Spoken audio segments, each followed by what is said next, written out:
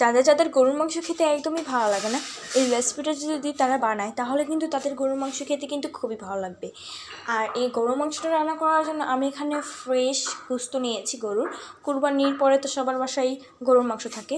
এরপর একটা কড়াই বসিয়ে কড়াইয়ের মধ্যে দিয়ে দিচ্ছি দারচিনি, এলাচি, লং, গোলমরিচ কালো এবং সাদা, তারপর তেজপাতা দিয়ে নেড়ে নেব।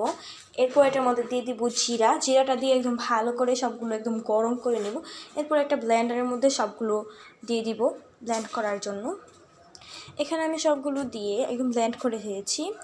এরপর আরেকটা ব্লেন্ডার নিয়ে তারপর এটার মধ্যে দিয়ে দিব পেঁয়াজ এবং কাঁচামরিচ, এগুলো দিয়ে এটাও ব্লেন্ড করে নেব।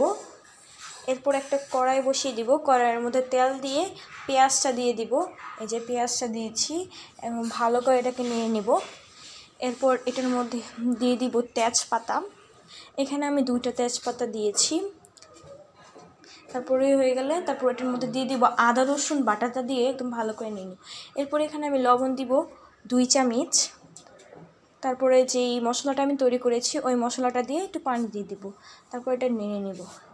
এরপর এটার মধ্যে দিয়ে দিব গুঁড়ো মরিচ 3 চামচ, হলুদ 2 চামচ এবং 1 চামচ ধনিয়ার গুঁড়া, এগুলো দিয়ে একদম ভালো করে এটাকে একদম মিক্সড করে একদম মিশিয়ে নিব। তারপর এটার মধ্যে আরেকটু পানি দিয়ে দিব। যখন এটা হালকা একটু হয়ে যাবে তখন এটার মধ্যে ফ্রেশ গরুর গোস্তটা দিয়ে দিব।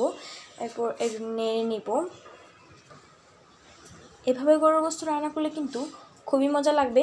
তারপর এগুলো একদম ভালো করে নেড়ে নেওয়ার পরে এটাকে ঢেকে দেব। কিছুক্ষণ পরে ঢাকনাটা খুলে নিব। এই যে হালকা একদম বলক এসেছে, তারপর এটাকে নেড়ে নেব। এরপর আবারও ঢেকে দিব। কিছুক্ষণ পরে যখন নিব এই যে বলক এসে পড়েছে, এরপর এটার মধ্যে দিয়ে দিব গরম পানিটা দিয়ে ঢেকে দিব।